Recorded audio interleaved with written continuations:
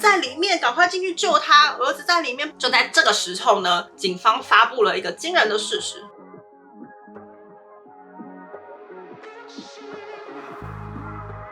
歡迎來到海爾貝，我是喜娜，我是台灣妞。今天我來主講社會事件。今天要跟大家分享的呢，是一個韓國歷史上還蠻重要的一個火災——首爾西大門弘濟洞火災。弘濟洞火災算是韓國的消防員環境改善的一個很重要的分水嶺的案件，所以今天拿出來跟大家講。跟最近也有一部韓劇是那個消防局旁的警察局，它裡面有講到就是那個消防員他們的工作環境跟作業模式。剛好趁這個機會來查一下這個消防案件，然後就查到了這個案件。這個弘濟洞火災它發生時間是在2001年的3月3號星期六清晨。這個時候呢，有一名消防員他要準備出門上班，他的名字叫做全英鐵，一個全姓的消防官，他是隸屬於首爾西部消防局救護隊。這邊跟大家提一下當時的那個消防員他的背景。當年的韓國的消防员呢，他們其實非常辛苦，他们的執行方式是今天早上9點上班，我隔天9點才能下班。是24小時的。為什麼用這種方式啊？對，當年是這樣，而且他們是體力活欸。對，而且呢，他們只有2班制。當時的警察是3班制，可是他們的消防局是2班制。好狠哦！所以其實非常辛苦，他等於24小時不能睡覺都在工作。當時有去調查說，如果他24小時上班，這24小時內他平均要出勤幾次？換算下來，他平均出勤7到10次。其實還蠻多的。然後因為像我們知道的消防局，我們可能以為有出動火災，其實不是，因為消防局它還除了營運消防車之外，還有救護車，所以其實像我們知道火災是一定包含在他們管轄範圍嘛，然後例如重大災難、緊急救護這一些，其實都需要他們出動。像有人受困啊，有人要自殺啊，对啊，那邊有蜂窩啊，对，有猫咪卡在樹上，這種也都是他們啊。对，大家去看韓劇，芝麻蒜皮的小事都需要他們出动，真的不是走火警。对，所以他們其實一天出動的次數比我們想象中還要多。總而言之呢，當時這個全英鐵的 interview 他有說到說，因為我們一般消防員在工作的時候，白天出勤對我们來講是最安全的。因為白天的視野是最好的，可是呢，最危險的狀況是什麼呢？就是半夜的火災警報。第一是視線非常的不好，就是我們沒有辦法一眼判斷說這個煙是從哪裡冒出來，或者是裡面多少人，有沒有人在求救，或者是怎麼判定要怎麼進去那個火災現場。可以想象。對，晚上的那個是完全沒辦法分辨的，所以全消防官他就有說，我們最怕就是凌晨半夜時間收到火災警報。對，那當天這個弘濟洞火災呢，它就是發生在凌晨3點47分，接收到了西大門弘濟洞發生火災，他們就是緊急出動嘛，救護車跟消防車緊急出動之後，他們開到了距離這個案發現場150公尺的路口，他們就不動了。因為那個路口停了非常非常多的不法停車，然後那個路口非常狹窄，進去的時候他們兩邊都停了車，這兩邊其實不能停車的，導致他們消防車進不去，他們花了非常多的時間在疏散，對，疏散這些，到達現場的時候其實已經花了非常長的時間了。怎麼跟中國最近的那個火災很像，是不是？那白紙運動就是因為火災，那火災現場就是因為違規停車太多，也是進不去。沒錯，有消防車進去花了非常多的時間，這是第一個問題。然後再來呢，火災發生點是一棟2層樓的民宅，1樓是住房東家人，然後2樓是住房客。消防人員抵達現場的時候，發現火勢已經就是蔓延了蠻大的。當時呢，他們抵達現場的時候，旁邊有個婦人拉着那個消防官一直大叫說：“我兒子在裡面，趕快進去救他！兒子在裡面，拜托你們救救他！”所以現場當時所有的消防人收到命令，就是因為裡面有受難者嘛，一定他們要趕快進去救人。搜尋了一遍，就發現他們找不到那個兒子，所以他們就又出來了。那他們當出來的判斷是因為那個火勢蔓延太大了，跟已經現場已經有一些建築物在搖的聲音了，所以當時他們判定就是這個狀況非常危急，我們不能在裡面了。對，當時的火勢因為蔓延太大，所以非常的高溫，人在裡面超過10分鐘就是會有一點生命危險了。現場消防人員就先緊急出來了。緊急出來之後呢，這個婦人就拉着他們說：“我兒子呢？你們沒有看到我兒子嗎？你們怎麼就這樣出來了呢？”當然有，就是跟他安撫婦人說，因為裡面火勢太大，溫度太高，我們也是會有生命危險這樣子，所以就是請你稍安勿躁。當時安撫這個婦人之後呢，他們現場消防人員又開始討論，就是說怎麼處理，對，要怎麼處理這個狀況。如果裡面有人的話，最後又派了6名消防人員又進去要找那個兒子。這次進去找呢，就是真的是很仔細的把客廳兒子的房間、小房間、廚房、廁所全部都仔細的找了一遍，可是他們就是沒有找到。這個時候呢，剛剛一開始有聽到這個全消防官，他跟另外一個同事，他們2個人一組。這個時候呢，到了地下室查看。韓國有一個 boiler 放地熱機器的一個小房間，他們那時候就想說，會不會那個兒子在裡面？因為可能逃竄。對對對，因為1樓都沒有發現嘛，所以他們就去地下室查看。可是呢，也沒有看到這個兒子。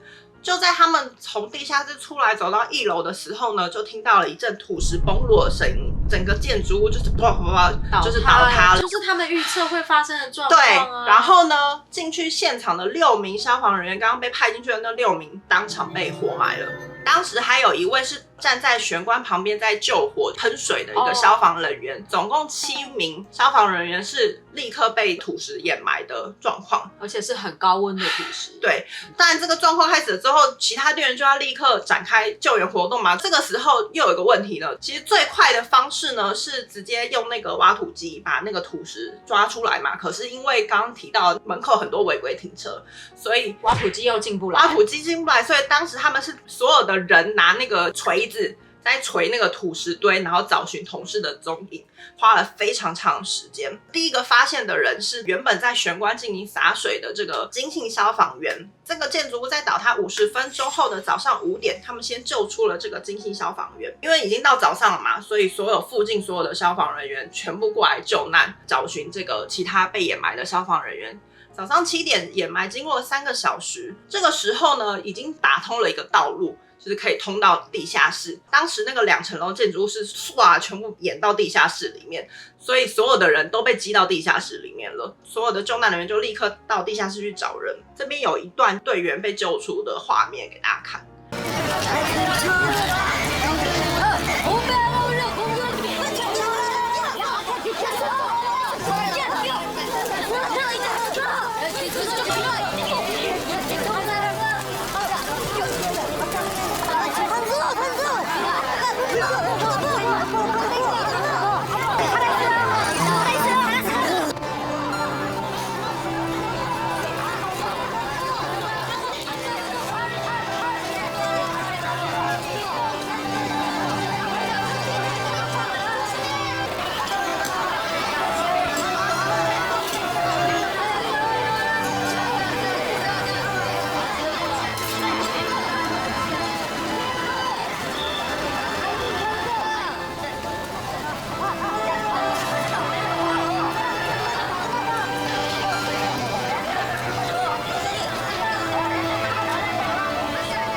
最後呢，所有被掩埋這個7位的消防人員都在地下這個地熱室被找到，是活着的。他們就是被搬出來，然後趕快送醫院了。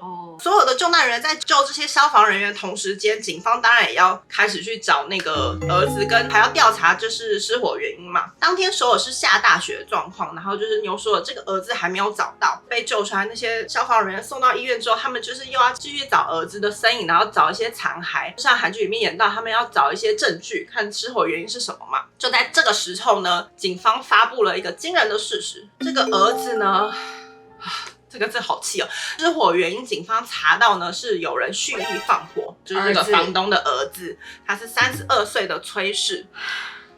是不是很氣？這個崔氏表示呢，他原本只是在房間點火啦，棉被裡面點火，他沒有想到火勢會蔓延就這麼大。他為什麼要在房間裡點？對，他為什麼要？是不是很氣？他就說呢，因為他當天跟他媽媽吵架，這個婦人跟他兒子深夜吵架，然後他媽媽就打了他一巴掌，媽媽就走了，媽媽就出去了，所以媽媽一開始才會在現場呼喊說我兒子在裡面。因為媽媽走了之後呢，兒子就很生氣嘛，我被我媽媽打了，太生氣，他就回房間縱火。他沒有想到火勢會砰突然變這麼大，所以他就逃離現場了。那他沒有看到他媽媽在那邊一直叫警消人員？沒有，他人完全離開了。他就是想說，哦，火怎麼這麼大，他就離開了。所有的消防官當時在現場聽到這個事情，完全是瞠目結舌，有些人甚至倒在地上沒有辦法動。他們就為了他一個人在那邊穿梭那個好幾千度的火場。沒錯，真的是所有的隊員因為要救這個兒子而上身，而且他竟然就是縱火犯。因為這件事情超生氣，因為我問到說，那這被救出來的7位消防員的狀況，7位被救出的隊員呢，其實是只有1位被救回了，送到醫院之後全部都就是走了。我很想要知道那位媽媽她後來知道這件事情以後，她作何感想？這我是没有查到啦，但我真的覺得他跟他兒子真的是罪該萬死。6條人命就是算在他們母子倆頭上，是要算在他們身上。我原本查到說，哦，太好了，被救出来，没有，全部都走了，因為他們其實真的是被蓋在裡面3個小時，整整。而且是火場裡面的蓋，等於說溫度也高，氧氣也低，所以其實這邊有一段當時早上9點多的現場搜索的畫面，就是已經把證據都收齊了，然後警方也傳來消息說抓到兇手了，所有的消防員就是要把這個結束馬木利這樣子。我看到好幾個消防官是完全坐在那邊動不了，聽到醫院傳來的噩耗就是救不回來了。他們沒有打那個人嗎？我覺得他們應該要打的。对啊，他们没有打那個人啊。如果是我，應該忍不住走。真的是哦，真的看到很難過。而且如果你想想，6個人可能是6個家庭，6個家庭的爸爸或者6個家庭的兒子。對啊，最後就是總共7位被救出，是有6位殉職的。這邊有一段告別式影片給大家看。 어제 오전 8시 서울시청 뒤뜰에서는 합동 연결식이 거행됐습니다. 유족과 소방공무원 그리고 일반 시민 등 3,000여 명이 참석해서 6명의 순직 소방관들의 마지막 가맹제를 숙연하게 지켰습니다.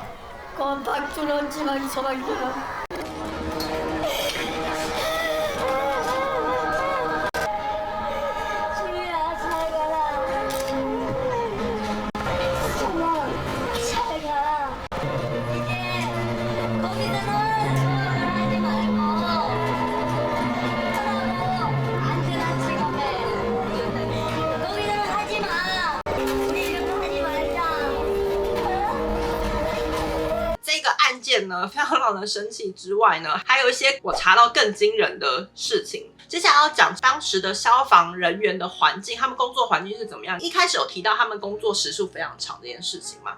再來呢，當時呢是沒有消防醫院這個東西，我們有聽過警察醫院，有聽過國軍醫院，可是沒有消防醫院。為什麼會需要這些醫院呢？因為這些人很常會有生命的危險，所以政府為了保護他們，有設立了這個醫院，讓他們可以及時的就醫，優先就醫跟及時的就醫，跟不需要煩惱醫藥費。可是呢，沒有消防醫院，所以當時這些送到醫院的消防人員，他們是要自費醫療費，然後後續再跟政府請款的。但是跟政府請款這個順序跟流程到底有多長，跟可以得到多少的補助，這些沒有人知道。對，這是當時非常惡劣的環境嘛。第二個呢，是我們所知道的消防人員，他們在進入火災，你覺得穿的是什麼衣服？防火衣。對，大家都覺得是防火衣嘛。可是這一些消防人員，他們進去穿的不是防火衣，是防水衣。哈？很扯吧？防火衣一套要120萬韓幣，防水衣一套只要8萬，經費的問題，所以他們當時其實是穿着防水衣進去的。好可憐哦！你知道你什麼職場環境？他們要穿着防水衣進去救人，我真的是都要哭了。也因為洪杰董這個火災，社會媒體大家才開始正視說，原來消防人員他們的工作環境有多麼的惡劣，真的好惡劣哦。對，再來呢，消防人員在進入火災現場的時候呢，會需要氧氣筒嘛，這些氧氣筒呢，也是每一個分部都是不足的狀況。所以他們很常需要背一個氧氣筒之後不夠了，又要趕快出來，因為氧氣筒不足。他們還有一個設備呢 ，camera 嘛，就是他們帶着的時候進去火災現場的時候，可以去偵測有沒有生存者的一個顯示儀器。這個儀器呢，經過後續大家的報道，也發現很多分局的這個儀器是故障的，更不能用。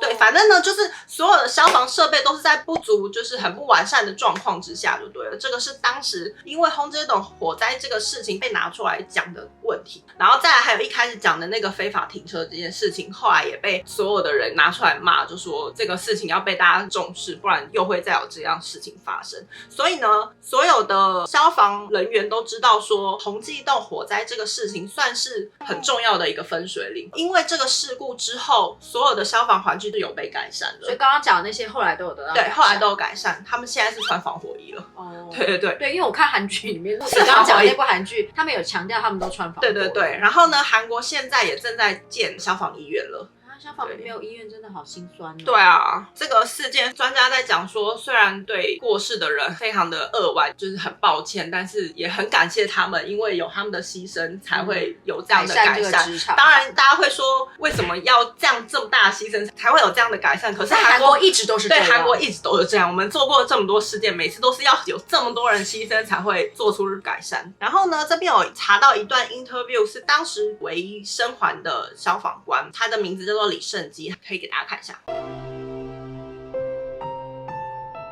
그때 당시 상황을 좀 얘기 좀 해달라고 그러는데 기억이 안 나요. 제가 유가족들을 만나 보니까 이제 이게 그 사람들한테 미안한 마음이 들고 뭐 책임감이라 그럴까요? 뭐 그런 게 좀 느껴지고 막 그랬습니다. 뭐 이 세상을 떠나가지고 이제 혹시라도 이제 그분들을 만나게 되면은 가서 이제 그때 뭐 그간 잘 지냈느냐 뭐 이런 식으로 다 얘기를 하겠죠. 그런 걸 기대하고 살고 있습니다. 这個李勝基呢，他當時其實因為大腦損傷，所以他的下半身是麻痹的。當時他在醫院做了非常長的時間去治療病情，後來是已經 OK 了，他現在也是已經正常的狀況。我這邊有看到一段，我看了還蠻心酸的，是記者問他說： 만약에 같은 상황이 또 온다면 들어가야죠. 他就說土豆卡亞吉，因為就是不知道啊，他就說土豆卡亞吉，然後我就覺得天哪，我看到我就整個淚崩，就覺得他的所有同事都走了耶，只剩他一個，有多難過啊！這個案件呢，到目前為止都還是韓國消防史上最重大傷亡的一個事件，分享給大家。以上就是我分享的社會事件，希望大家會喜歡嘍。如果喜歡分享的話，記得訂閱我們的頻道 Hi Day， 開啟小鈴鐺。我是台灣妞，我是娜，拜拜。消防員他還有管轄那個救護車 ambulance 中文什麼？救護車。對，救護車。重新，那他，sorry， 好，沒關係，好，然後再來就是一開始，對，好。